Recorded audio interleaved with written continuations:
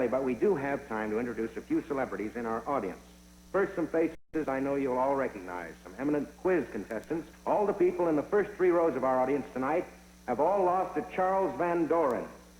Good sports, and congratulations, folks. Next is the famous crossbreeder Luther Bottomley, who crossed a weasel and a chicken and got a dead chicken. Luther, let's hear it for Luther. Here I am, Professor. Where are you? Where?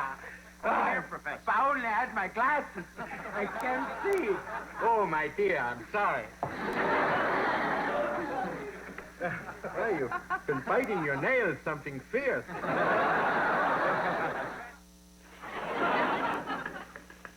Ladies and gentlemen, we're here at the Groundhog Hole. I got Mr. Groundhog here, and I'd like to ask him a couple of questions. Tell me, Mr. Groundhog, do you predict 6 miserable, lousy weeks of weather ahead of us or not? I don't know anything about the weather, Jock. I can tell you this, it's a crummy hole I live in down there. It's rotten, it's damp, the missus is about the ugliest broad I have ever...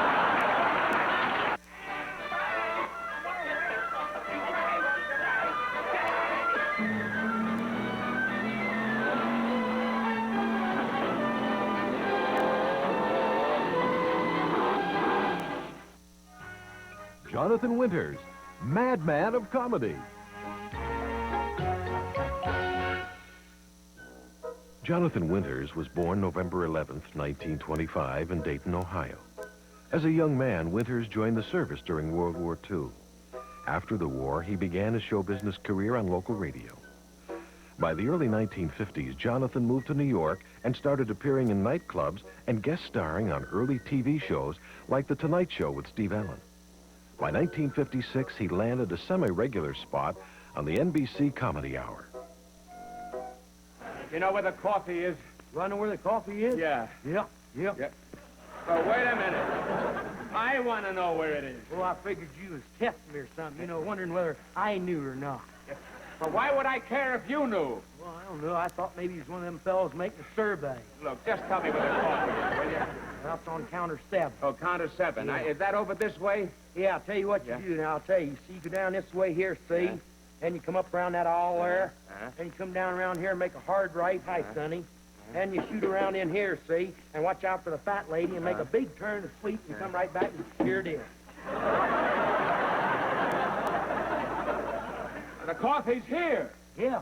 You see, I thought maybe you wanted to go down this way, though. Oh, yeah, no, never mind. From 1956 to 1957, Winters hosted his own 15-minute television series. Good evening, good evening. Tonight we had a great show lined up for you, one of those really, really big shows. But we had to cut down on a few features to get it all in. You know, we only have 15 minutes. Therefore, tonight on this stage, you're not going to see Mickey Mantle come out and tell us how he hopes to break Ted Williams' record for razor blade commercials. Jonathan's hilarious appearances with Jack Parr were legendary. And rush around. What the heck? You see it, you see it. It's got to see it fast. Yeah. We're going to Edinburgh, and we're going to see that. And Edinburgh? Yeah, that's right. See a couple, get a couple of pictures and go home. That's it. Well, a castle's a castle. You go in it, you go out of it. Don't you find it British wait, you know, the terms, I haven't had time. well, I mean things like, have you been well, let's say, laboratory. They say, have you been in a laboratory yet? I had to go twice today. Throughout the 50s and early 60s, he also guest starred with many TV greats, including Andy Williams and Dinah Shore. In 1961, Winters even starred on an episode of The Twilight Zone, and also broke into the movies as the voice of a pig in the animated film Alakazam the Great. Jonathan Winters is wonderful as your worst enemy. I'll take care of him. Lulu Popo is hilarious with the voice of Arnold Stang. I will eat you for my lunch.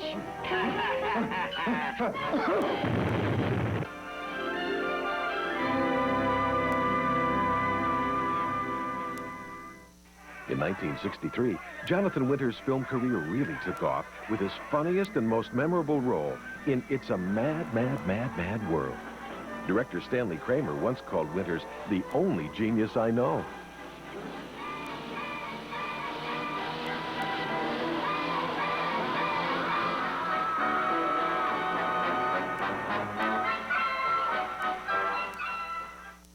my opinion, the whole world has gone mad.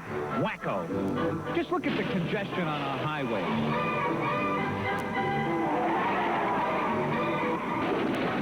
The terrible conditions of our air traffic control center. What was that? The wanton destruction of private property. Guys, you're getting out of line. I'm not kidding. I've had all I can take. They win. We're gonna have to kill him.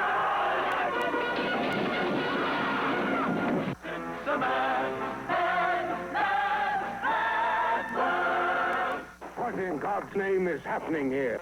Throughout the 1960s, Winters appeared in another half-dozen films, including the black comedy The Loved One, released in 1965.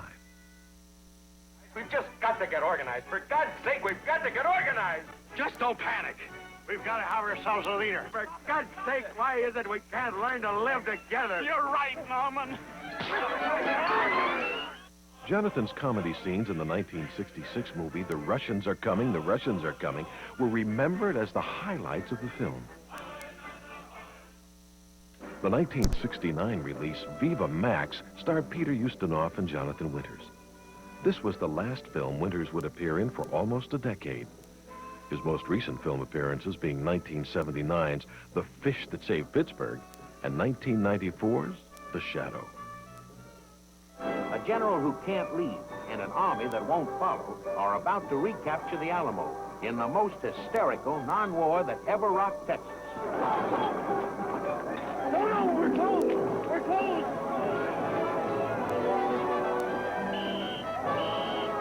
The Alamo has fallen, but the fun is just beginning.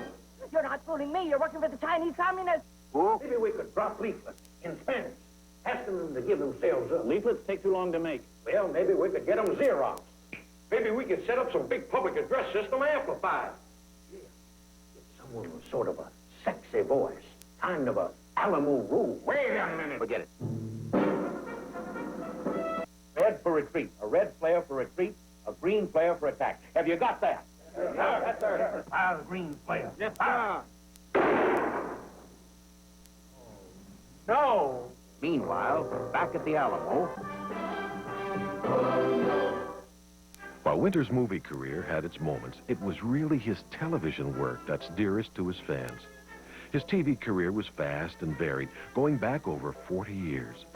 It included scores of network specials, 3 television series, hundreds of guest appearances, and in later years, cable TV specials and recurring roles on shows like Mork and Mindy and Hee Haw. Out of all this, it was Winters' TV appearances in the 50s and 60s that really established him as an innovative and raucous comedy star.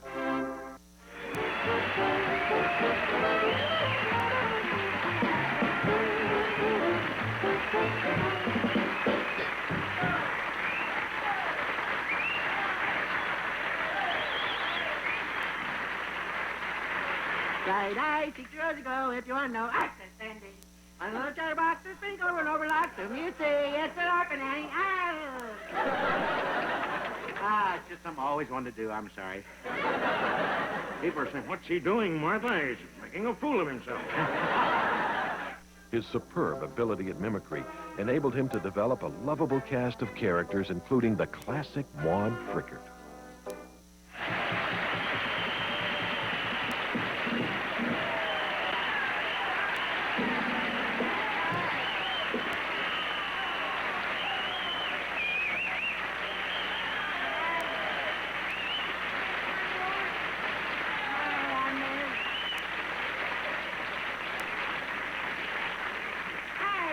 It's Marty Frickert again.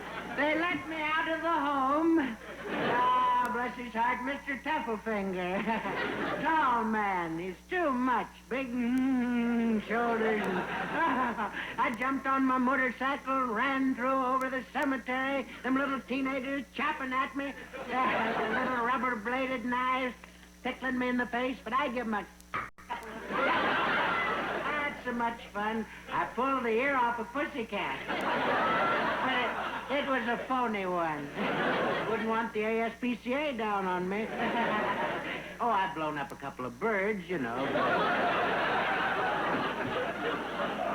They were bad birds anyway. They were taking things away from the chipmunks, and that ain't right. I put a big charge down one day. The little thief things come out of the sky down there.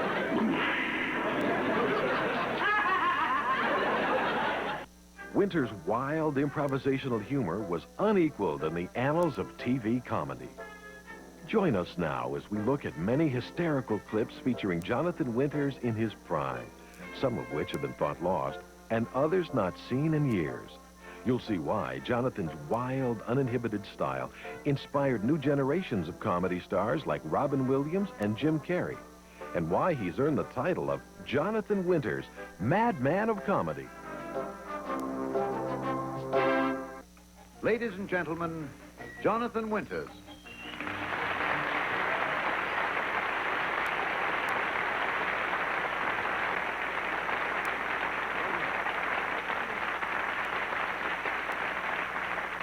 Jonathan, the whole world and everything in it can be props to trigger your imagination. But right now, we'd like to start you off with one simple thing. A pen and pencil set. Here you are. See what you can do with it. It's a casket for little ants. Hi, folks. Pen and pencil set. Chopsticks. Next year, we better get in the UN or... What a hold. But very good. My name's Wally Nymph, and I live here in the forest. I'm one of the wood nymphs. We shoot ink. It's all right, Doctor. I'll take my own temperature. Never mind, never mind. 512. Keep me out of the service. Keep your hands up, Bob. Do as I tell you. I've got all the messages in these guns. No fun being hit by paper, is it? Oh. Arrows are pretty, though, aren't they? Water skis. Ready to go up? Take me by the stands, I'll miss that chick.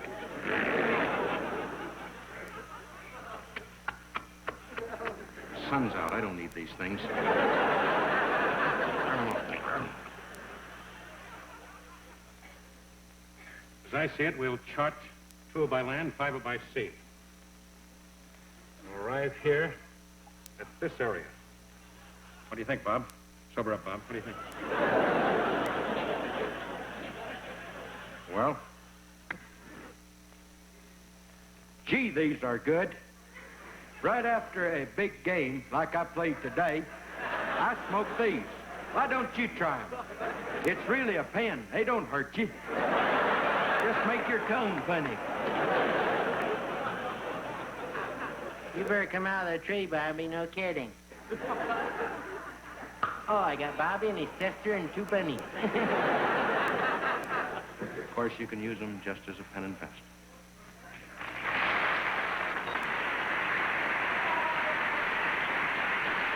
You know, there are a lot of situations that seem to be repeated over and over again in novels, plays, and movies. Well, somehow they never change. One scene that I get a particular kick out of is the one that always happens when a wagon train is heading west. Use your imagination. Just sort of get the picture. A wagon train reaches about halfway to California. You can bet even money that a scout is going to come riding up and warn them about the Indians ahead, the swollen river, the mountain fever. It's then that the brave band of pioneers gather around the wagon master because they've had enough and they want to turn back. All right, settle down here. We've come to talk to the wagon master. I'm the wagon master. We've come to talk to you. What seems to be the problem? I didn't like you when we were in Boston. What's your name, jockey? We want to turn back. Why? Give me a good reason. We're Why? sick of you. I'm 6'8". Pick on somebody your own size. You're sick of me, huh? Why, if it wasn't for me, the Indians would have swallowed you up a long time ago. The river would have carried you south, into New Orleans, maybe into the Everglades. Didn't I tell you? Shut up and look at me. These aren't your brothers or sisters. You haven't got a member here of your family, and you know that. Now, sit down. You're delirious. Yes, that's true. Thanks, Doc. Why are you so all fired up to get to California anyhow? Well, I'll tell you why I'm so fired up to get to California. You didn't talk that way in New York. Because I have a wonderful friend out there, Cesar Romero. We've got to turn back, Wagon Master. My baby's sick. What am I going to do? How long has he been sick, my child? For a long time. Get rid of him. Wagon Master, What is it? I'm begging you to turn back. I hope I didn't offend you. I'm begging you to turn back. Give me that whip, boy. It's not yours. My false teeth are killing me. They are? Take mine. Now listen, folks, if there's anything that you need, just level with me and I'll do my living best. Thank you. Wagon Master, we started out with 25 wagons. We only got 5 left. What about that? Good arithmetic. You've been studying again, Paul. Somebody's obviously stealing wagons. And to hide them in a wagon, that's a miracle. That's all. Pray for a minute. Why don't we settle right here? Stand up here, boy. What's your name? Aren't you the Perkins kid? Yes, sir. I caught you down by the stream the other day. Well... With that Indian doll, right? Then the doll came to life. Yeah. Why did you run away with her? You're either going to stay with us or the Indians. Make up your mind. What is it, boy? I'd rather stay with the Indians. You would? Tear him to pieces. My wife is real sick.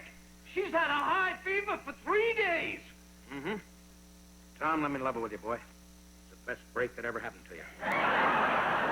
Stay in the wagon with her as long as you can. When the Indians attack, we'll use her as a prop. Wait a minute.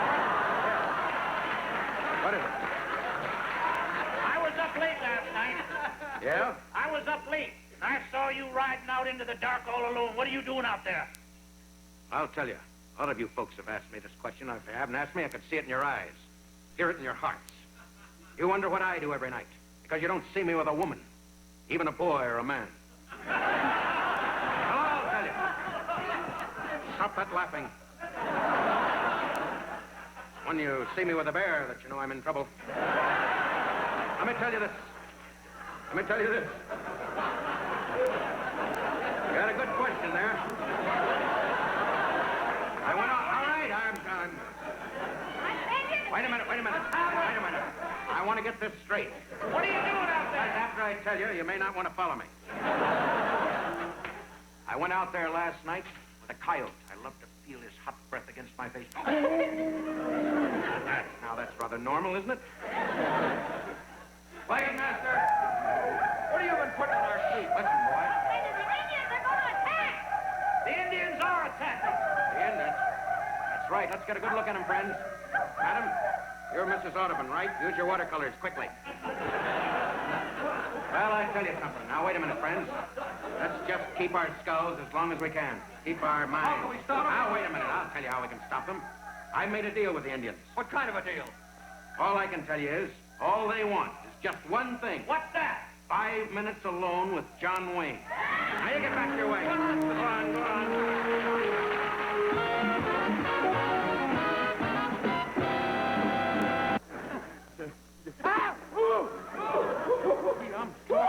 I'm sorry.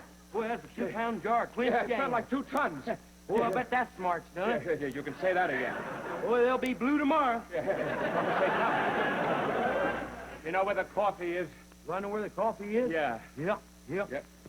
Oh, wait a minute. I want to know where it is. Well, I figured you was testing me or something, wondering whether I knew or not. But why would I care if you knew? Well, I don't know. I thought maybe he's one of them fellows making a survey. Look, just tell me where the coffee is, will you? That's on counter 7. Oh, counter 7. Yeah. Is that over this way? Yeah, I'll tell you what you do now. I'll tell you. See, you go down this way here, see? And you come up around that aisle there. And you come down around here and make a hard right. Hi, Sonny. And you shoot around in here, see? And watch out for the fat lady and make a big turn to sweep and come right back and here it is. The coffee's here. Yeah. You see, I thought maybe you wanted to go down this way, Well, though. Oh, yeah, no, never mind. Have you got Excelsior coffee? Yeah, we got Excelsior. What kind? I said Excelsior. Oh, there's all kinds. There's regular, drip, Silex, whole bean. Look, how do I know? My wife makes the coffee. Oh, I see. Well, when she makes it, what you make it in? In a nightgown. No offense. Well, when she's making it in her nightgown, does she have a pot? What kind of a crack is that?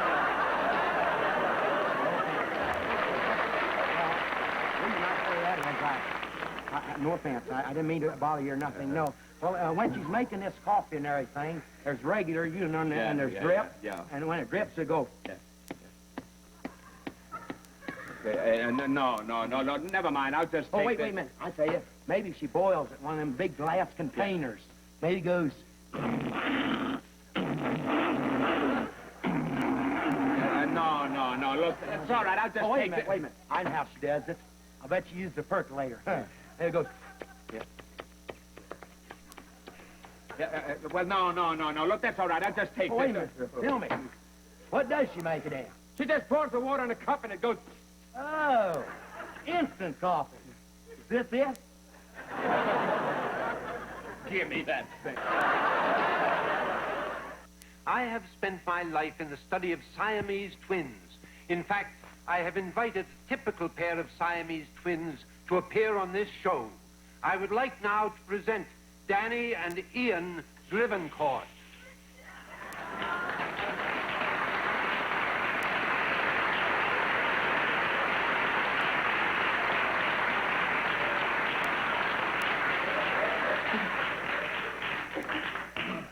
Now, gentlemen, I am sure that our audience would like to hear about your lives together, with the love and true affection that only two blood brothers can experience. Hold it, just a minute. Yes, Danny? Said something about love and true affection? Yes. No love and true affection here at all. Forget about that. Have to live with this fink? It's terrible. That's what I'll tell you. It's Well, not easy. I see. There's no love here, Doctor. Ah. Well, now, let's hear from the other side. What do you have to say about that, Ian? Well, let's face it, I think very, very definitely just resents the fact that I have the cutest head. Rather a feisty rascal, isn't it? Well, so much for that. Now, gentlemen, let's get down to basic facts. Tell me, gentlemen, what problems do you fellows have outside of disliking each other? Problems? Problems. Well, obviously, we have a couple of problems here.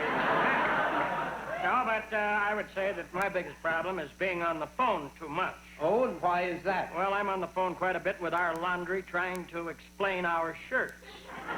Yes, and I might add that I have a dreadful time of it sleeping. Huh? You see, Danny likes to sleep on his side. And this past evening, he turned over and I found myself 2.5 feet from the bloody ceiling. It's rather strange, right? Shut up. You have any other problems? Yes, I do. I would say our big problem is around about, what would you say, December 10th? Oh, definitely. Dreadful time for us. Because after December 10th, no one, but absolutely no one, seems to want to talk to us at all. Why is that? Well, how would you like to figure out what to give us for Christmas? Yes, I see your point. Rather frightening, eh? Tell me, boys. In fact, it's terrible. Shut up! Please, gentlemen, the interview. Tell me, have you ever thought of going with a carnival or a circus?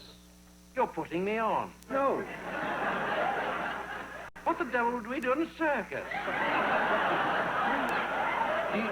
You mean you have never had an offer from a circus? Oh, yes, we've had innumerable offers. Oh? Circuses, but they have, those kind of strange people in circuses. They're downright weird, Right. aren't they? Yes, they are. We visited one time, didn't we? Yes, we did. The animals brought us in. Forget it. We had an offer just today, and that it's very lucrative for us. We're going to take it, too. We had a wonderful offer. We're going to be the Doublemint twins.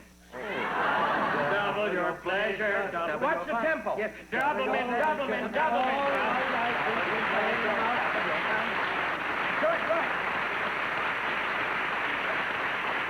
That is very, very nice, boys, and I'm sure you'll be fine. Now, what do you do for fun? For fun? Well, I suppose the most fun for us is Halloween. Oh, really? Why? Well, it gives us a chance to dress up funny. I see.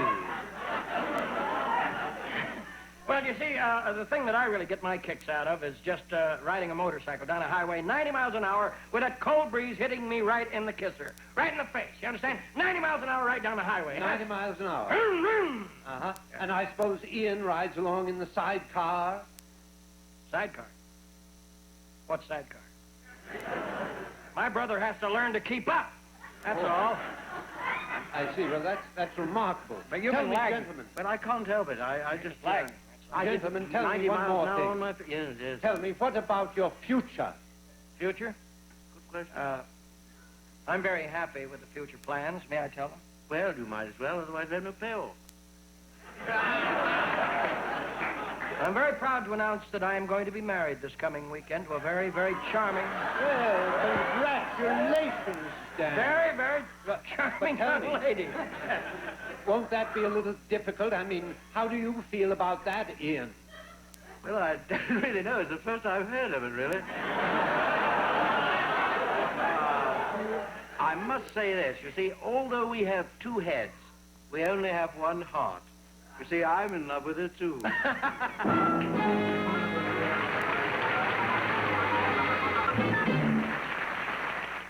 I call the deceased little boy Rollo to the stand. Master Rollo, Beachman to the stand. Come in, Rollo. What a big boy you are. Hey, old man. Hello, 7-year-old Let my teddy friend. sit here first. Well, you sit down and let me pick up your teddy bear. See my teddy slide? Yeah. Now, this is a court of law. Let me hold your teddy No, bear. you do not hold my teddy bear. Sit down. This is a court of law. Listen, that's a big bear. Yes, it is. Now, you sit back and be comfortable. My Turn your teddy teddy bear bear. and I are in a big chair. You're in a big chair. That's right, Rollo. And let us proceed with the trial. You must have loved your daddy. Don't do that, sonny. A little here. We hear the Take a tick-tock. try. Let's Tick-tock, hear it. tick-tock, Tick-tock, sonny. tick-tock. Bless his heart, what a splendid young man he is. Now, you must have Wasn't loved that your... fun, Teddy? Wasn't that fun? He likes his teddy.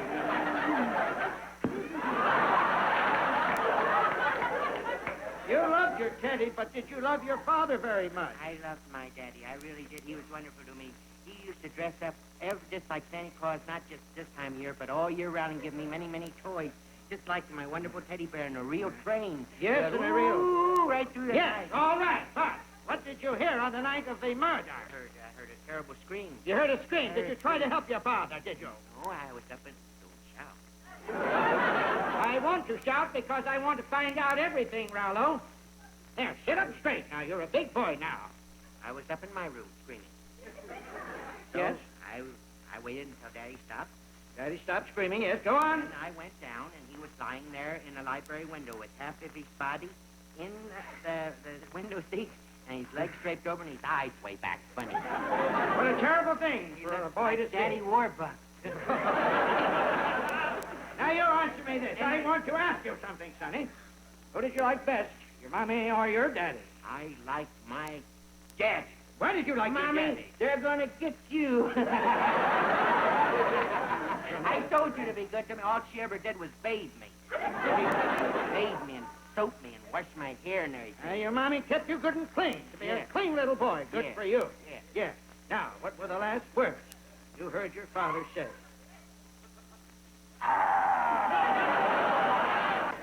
Do you know anybody, Rollo? Do you know anybody that would want to hurt your daddy? I can't think of a soul.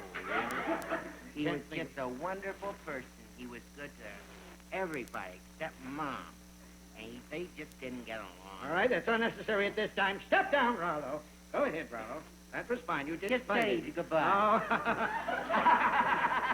An older man Yes, kissing get a out. bear. Is to call the gardener, Fred Hazard. Will Fred Hazard please come here? Fred Hazard to the stand. Will you please sit down, Mr. Hazard? Apparently you're a man of the soil because you came out here with a rake. I can't believe it. I just can't believe it. What happened? Why can't you believe it? Were you part of this gruesome affair that has taken place? How long have you been under the Beachmont employ, may I ask? About 14 years. 14 years. Mrs. Beachmont, I don't know what they're doing to you. Please, I don't know what they're doing to you, Miss Beachmont. That is unnecessary. Taking care of it. He's apparently an emotional man. Is there any water here for this young man? I don't want to What touch was your anything. relationship? I want to ask you, what was your relationship with Mrs. Beachmont? Only that I loved her. You loved her? I thought she was the most fantastic person I'd ever met in my life. I kissed her once in the garden. Once. That's the only You time. kissed her once in the garden. A very Yes. lovely garden, was it? She fell down. It's a very strange thing It's a very strange thing, sir. There was no garden there. Oh, I wish I had known that. There was a hot house, but there was no garden. I didn't know, Mrs. Beachmont. I didn't know. What are they doing to us? Ladies and gentlemen, you must try to control yourself. I'm trying. What were your duties exactly? What were your duties exactly? Handkerchief, please. What were your duties exactly? I collected pretty weeds. Nobody that I've ever heard of collected pretty weeds. Are you an agriculturist or a term servitor? A term what? Never mind. Step down, Mr. Hazard. Enough. Oh, I'm sorry, Mrs. Beachmont. Honest to Pete, Oh, never mind your declaration to the court of the symphony of the time. Get out of here. But Joe Burns. Ladies and gentlemen, we have an eyewitness to the murder. And I know this is a bit unusual, but I would like to call the deceased Pet Minor Bird. Sharky, the minor bird, to the stand.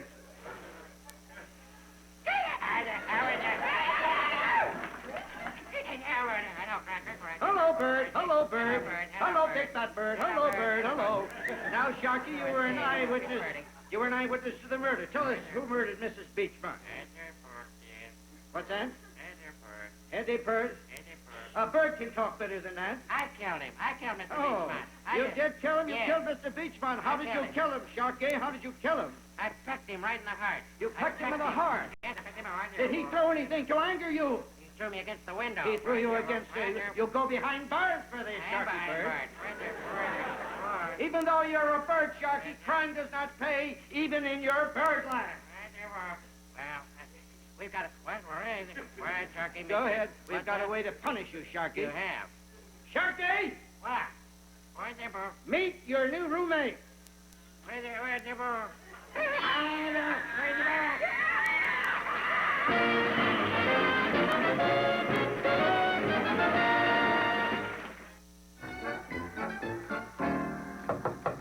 5 minutes, Professor Finsterwald. Wait a minute. I can't go on the television yet. I can't find my glasses. And if I can't find my glasses, I can't read the stupid cards.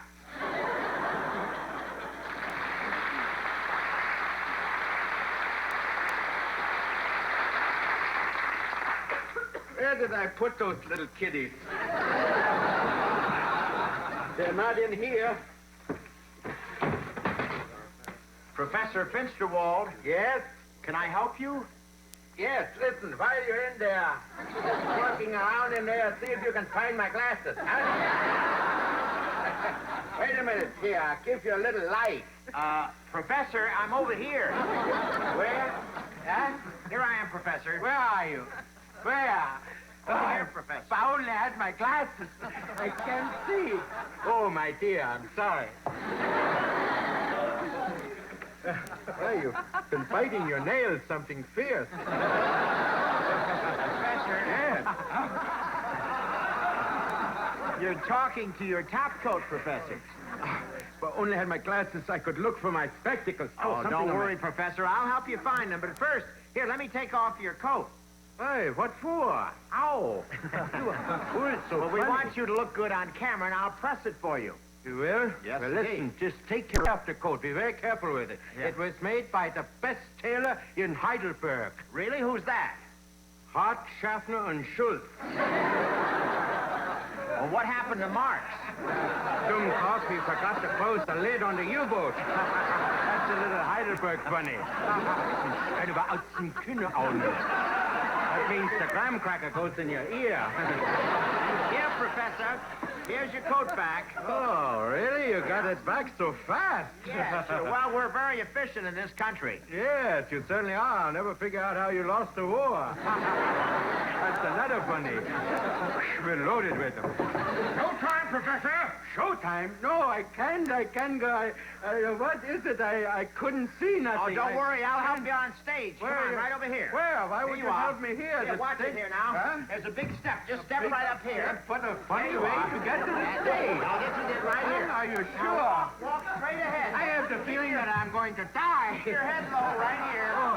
Oh, I wish I had my spectacles.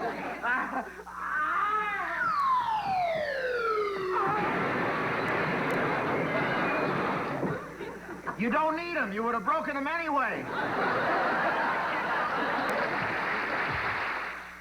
If you look around a small town, there are certain things that you're bound to see. For instance, there's always the town square. And in it, usually a monument of a native son, a statue, somebody who's gone on to win fame and fortune. A man like General Hoppin' Mad Hooterton, the old Indian fighter.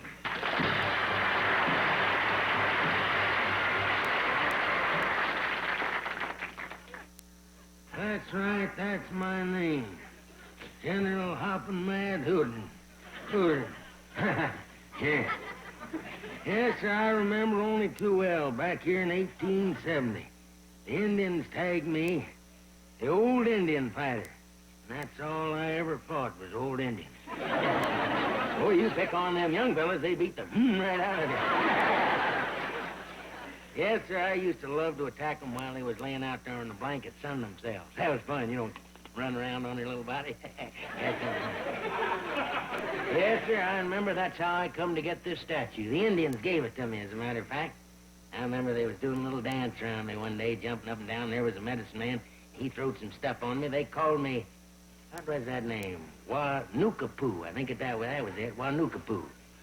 They throwed that stuff on me, and then the Indians, they'd sprinkle a little water on me. And something happened to me. I don't know what it was. But finally, one Indian turned up and he said, stand there until that cement hardens, paleface.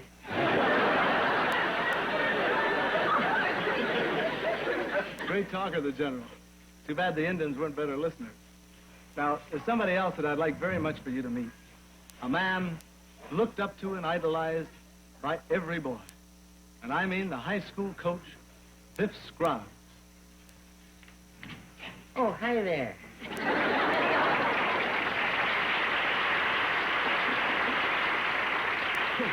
You got me looking in my locker.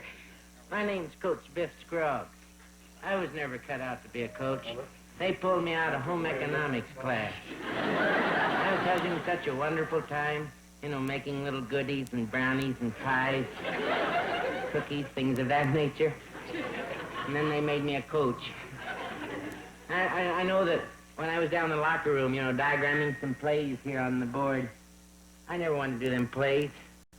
I always wanted to, you know, make little birds and bunnies and pussycats. And guys always snickered and booed. And then one day, the big homecoming day game for Weaver Falls, I'll never forget that. I told Orville Sufferton to get out there. He was one of my backs. And I said, get out there, Orville, and try that naked reverse. And you know, he was down to his shorts before we could stop him. Terrible, terrible. We got a lot of letters on that. Well, I don't know, it's just one thing after another, and then there was a big, there was a dual track meet between the girls and the boys, the Bertha Quimby School for Girls. And I stood there, and they were kneeling, you know, and getting ready to go, and I went, shot a bird. And they started, and they ran off together, and I have never seen them since. If there's anybody out there in television land would like a good home economics teacher, I make a whale of a plate of fudge.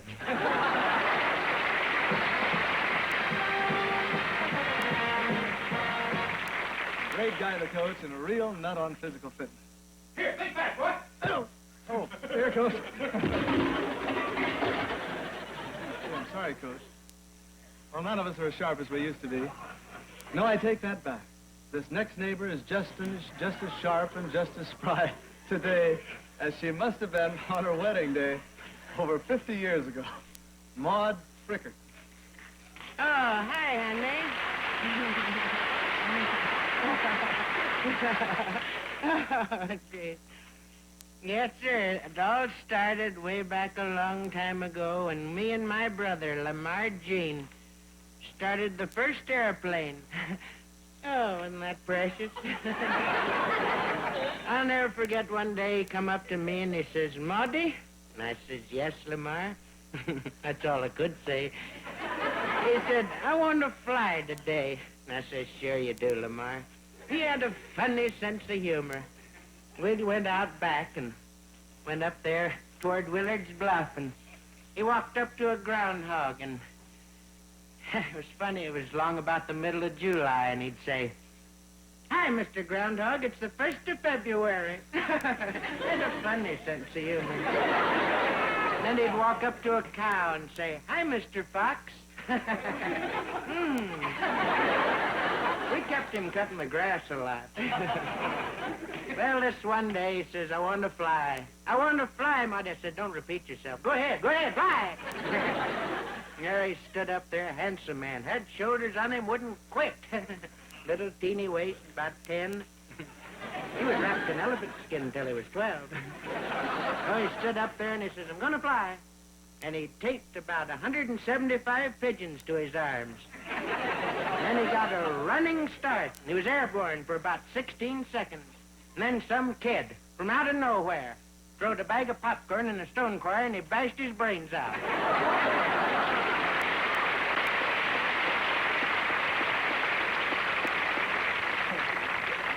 Did you ever notice in a small town how many folks tend to look alike? Now, this next fella... Oh, wait a minute. Oh, Maud. Andy, I've told you about this, catching me undressing. I'll get you for this. I ain't a kid.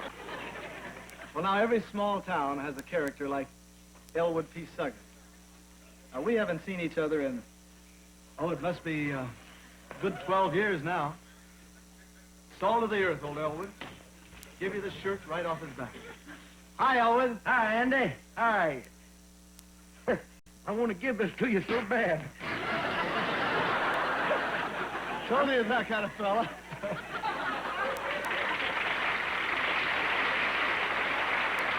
Boy, you're good to get out of all them clothes. Yes, that's right. My name's Fire Chief Elwood P. Suggins. And I used to be fire chief this here town. Notice I says I used to be, till they found out who was setting all the fires. Well, I tell you, a strange thing I did a lot. Well, I tell you one funny thing happened to me.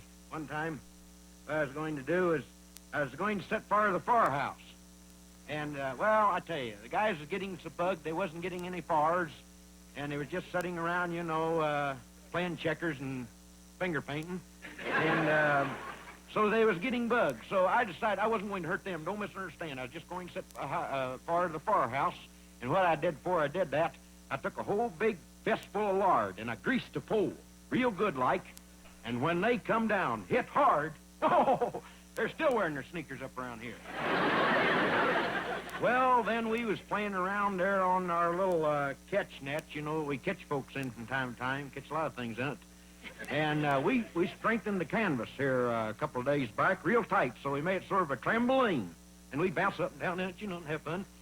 So we got a 3-alarm fire call, and in fact, teeth is all broke off. But we went out there at the mayor's house, and he was standing there up on his house in his robe, had a little terracotta robe on, and the place was all aflame, and I says, "Jump, jump, Your Honor, jump." And I held a card up, and I said, "Jump," and then he could understand. So he jumped, and he ricocheted right out of that thing, right in the sky. We've never seen him since. I don't know where you are, Mr. Mayor. You'll never, your services are dead down in this town, but just keep in mind, you're our only one and only. Gee, isn't it amazing when everything gets all... We was playing marbles, and they all got caught in there, and you're supposed to put them in a chamois bag. So, I don't care what you say, Mr. Mayor. You're our only UFO. God love you.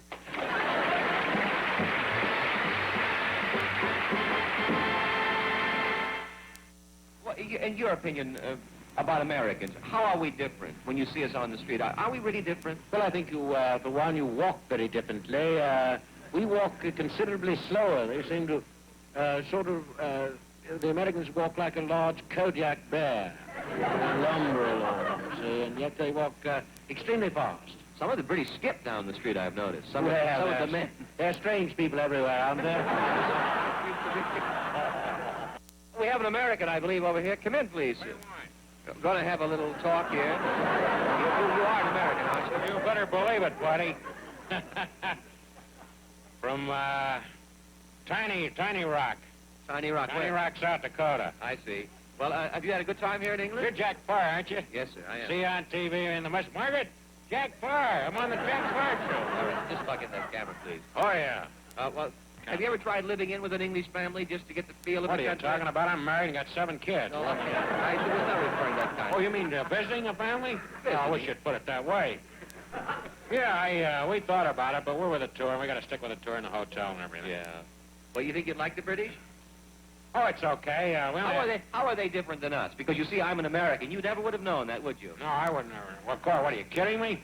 I know you were from the States. You said that on your program. Oh, I see. Then Well, they talk funny. Hi, old fella, you know. They say, hi, how's it going? Top of the day to you, and ta-ta, cheers and stuff like that. Have you ever heard TTFNN? No, what's that? Ta-ta for now. That's kind of wild, isn't it? Hey, Margaret, here's that one. No, we've only had, we've been here about 6 hours. The sun just broke out. Yeah. I couldn't stand it here. I'd die. They've had sun twice this year now. Is that right? Yes. Better get a picture of it. Huh? Yeah, I got one, Margaret. Well, what are you in America? I can't tell whether you're high class or low class. Middle class, might say. Well, mostly middle class. I'm people. I'm folks. Are you folks? I got 2 moving vans and 116 guys under me. I think that's folks. Oh, That's a lot of folks. Yeah. And you get them mad and they go on strike, they can beat the life out of you. Would you like to live in England? Well, I could stand it here for a couple of days, maybe a week at the most. Yeah. I like Paris a lot. They jump up and down, a lot of girls, you know. You like the girls? Yeah, I was there in the First War, and they were just as crazy. Not the First War. Oh, yeah. You couldn't be. You'd be surprised. You know how old I am? How old are you? 68 years old. I would never believe it. I haven't touched my hair either. You haven't? Not a lie in my face, is there? That's a good, hard life, driving a moving van ever since I was 12. Yeah. And, this American here is very interesting. You tell me now, you've seen how many countries? We've seen 10. We've seen, there's 10 on a tour. We've seen 4 in over 7 hours. 4? Well, this afternoon we're going to Scotland, Ireland, and Wales in about 2.5 hours. You can't possibly see a country. I have to see it. That was the way the tour was sold to us, the whole thing, in about 16 hours. The whole thing was less than a day, the whole tour. Because I got a business back home. My brother-in-law will just cheat me blind if I don't get that. That's a pity. I mean, come over here and brush around. What the heck? You see it, you see it. It's got to see it fast. Yeah. We're going to Edinburgh, and we're going to see that. And Edinburgh? Yeah, that's right. See get a couple of pictures and go home. That's it. Well, a castle's a castle. You go in it, you go out of it. Don't you find the British wait, their terms? I haven't had time. Well, I mean things like, have you been well, they say, laboratory. They say, have you been in a laboratory yet? I had to go twice today. You haven't had any upset tummy or dysentery? Oh, are you dysentery kidding? I'm sicker than a cob. I haven't been able to keep the thing down. I'm just drinking this magnesia. I don't know what it is. It's green and gray stuff, and I just pour it down me, and it just coats the whole body. Yeah. Well, now, to your I've eaten celery, that's all. Yeah. Well, listen, I'm coming, Margaret, I'm coming. Well, TTFNN, that's ta-ta for now. You know what we say? What? TFS, that's for sure. That's a live one, ain't it? Huh? Yes. See you around, Jack. Yeah. Have a lot of fun. See you back in I the really States. enjoyed it. Bye there, Freddie, Tom, Margaret, and Toad.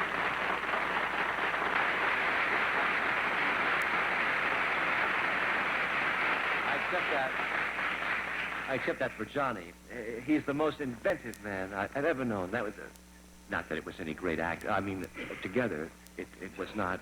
Johnny has the most incredible ability to answer a question in any character that he goes into. I think he's America's greatest comedian. And now, please be nice to him because he might be somebody's mother. Johnny Winters!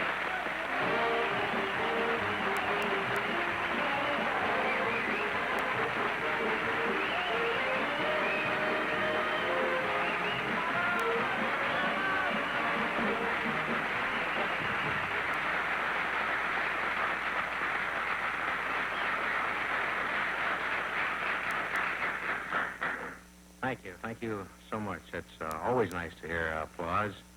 And at home, of course, I only have there are 3 of us at home, 4, including myself. And of course, the applause is small, you know.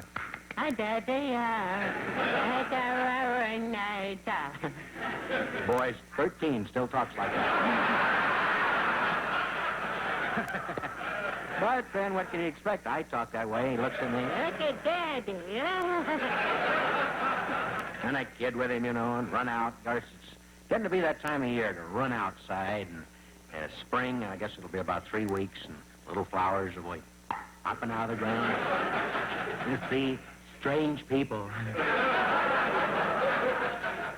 Speaking of spring, I'd like to introduce you to a door-to-door salesman. I guess most of you housewives contend with those fellows from time to time. We have all types. The fellow knocks on the door. Well, I'm sorry, Captain. I sell these things. Where if you take a look at these, And naturally, this guy never gets inside. Then there's a fellow who's terribly shy and knocks on the door. Hello? I am very, very new at this. I was wondering, would you care to... I've forgotten the outfit I'm with.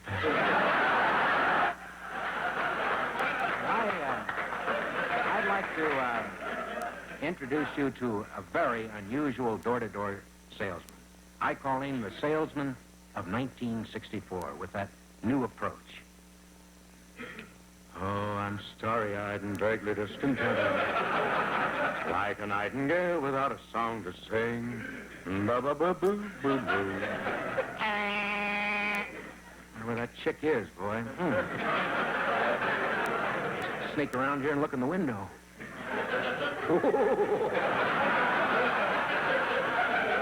Sorry, officer, I was just seeing if the little lady was home.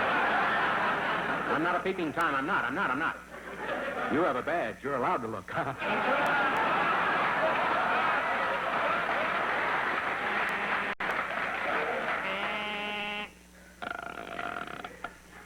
Hello there. I'm Willard Cratchlow. I'm with the Incredible Wax people. Boy, you're some help.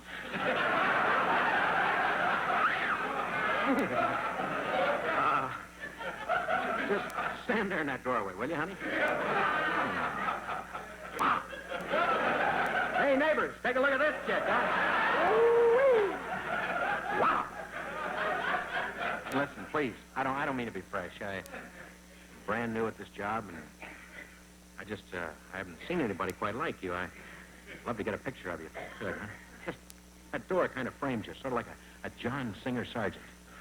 Well, he was a painter, that's all. Just hold it right there. Wait a minute. I want to get the whole thing. Great, just 1, 2, 3, 4, 5, 6. Here it is. That's you. Just your legs.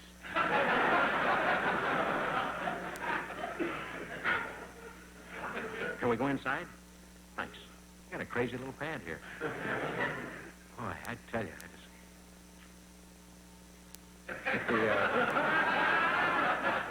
Is that your little boy? Hi, little pup. How about some candy? There's a buck kid running around the block with us.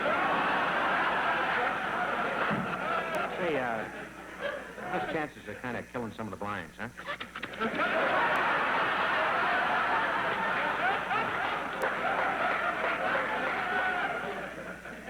I'm with the Incredible Wax Company, and I'll just, some of the wax I've got here.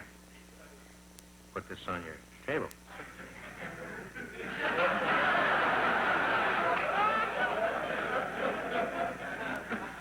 Take a look at it. See how you can see your face in there.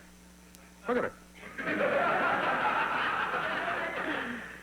Hey, come here, Sonny. Here. You're back again, huh? I'm going to play a little trick with him. Whee! Got high ceilings. Got him, huh? I tell you, I want to...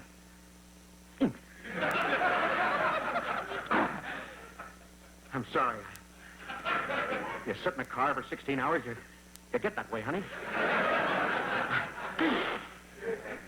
You knocked my teeth out. What did you do that for? I just told you, I've worked 2 years in my outfit to get new teeth. What kind of chick are you, anyway? Holy cow. That's no way to act.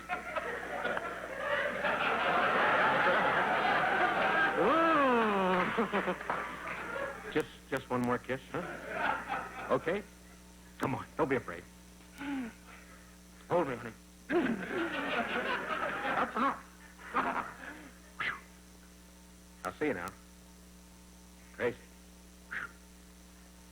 Oh, incidentally, that isn't just every customer that I ran to. That was my wife.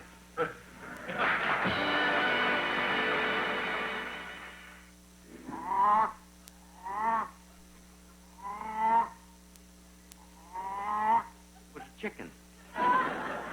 And, of course, an elephant throwing a young man against a mountain.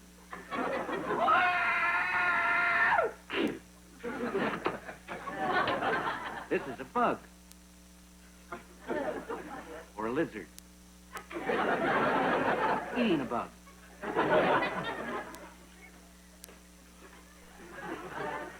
Then you have a mongoose who's tired.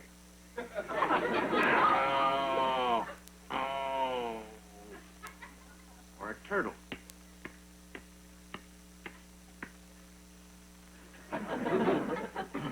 Right now you're saying, what in God's name is going on? But these are things I've always wanted to do. I could never do them as a child. I'm 38 years old. And I just wanted to make a complete fool out of myself. I think I'll prove it. Well, as you can see, these are some of the things we didn't plan, right?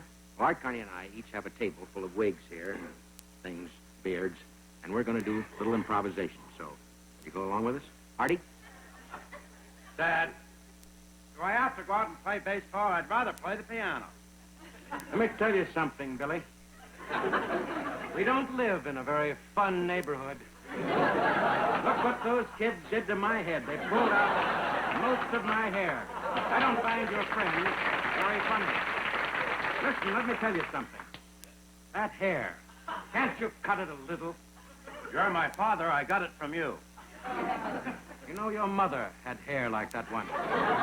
That's why I took her through the pass. Oh, how sweet it is. I want to tell you something. Oh, tonight, this caterpillar won't stay on.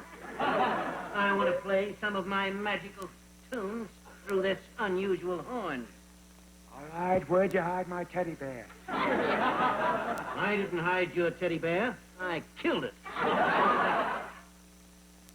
Mr. Winters, it's such a pleasure being on your show.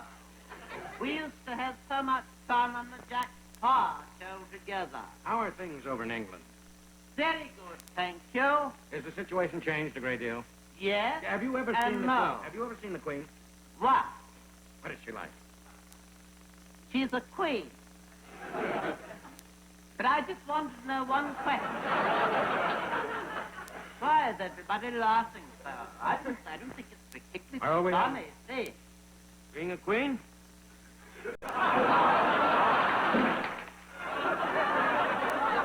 Dad,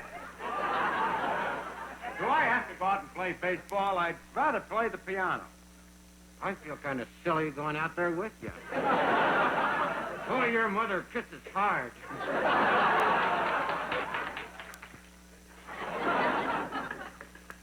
Ladies and gentlemen, we're here at the Groundhog Hole. I got Mr. Groundhog here, and I'd like to ask him a couple of questions. Tell me, Mr. Groundhog, do you predict 6 miserable, lousy weeks of weather ahead of us or not? I don't know anything about the weather, Jock. I can tell you this, it's a crummy hole I live in down there. It's rotten, it's damp, the missus is about the ugliest broad I have ever...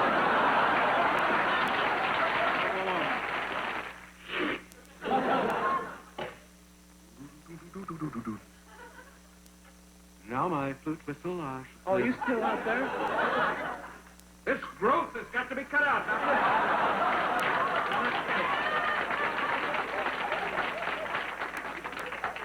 There it is, San Francisco.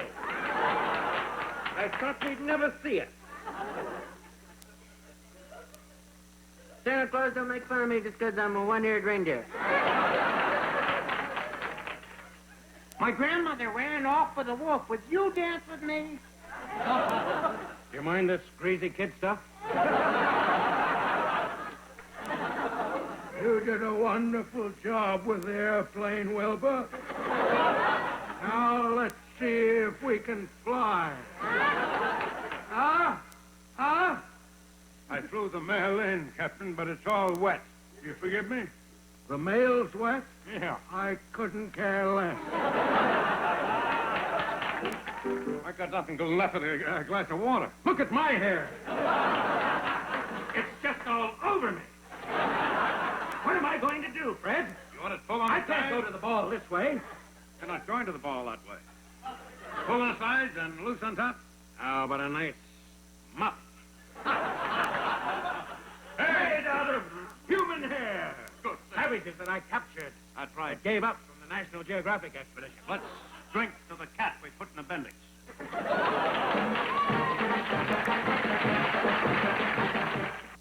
I think they're going to be a minute before they relax. Yeah, I get it. Go ahead.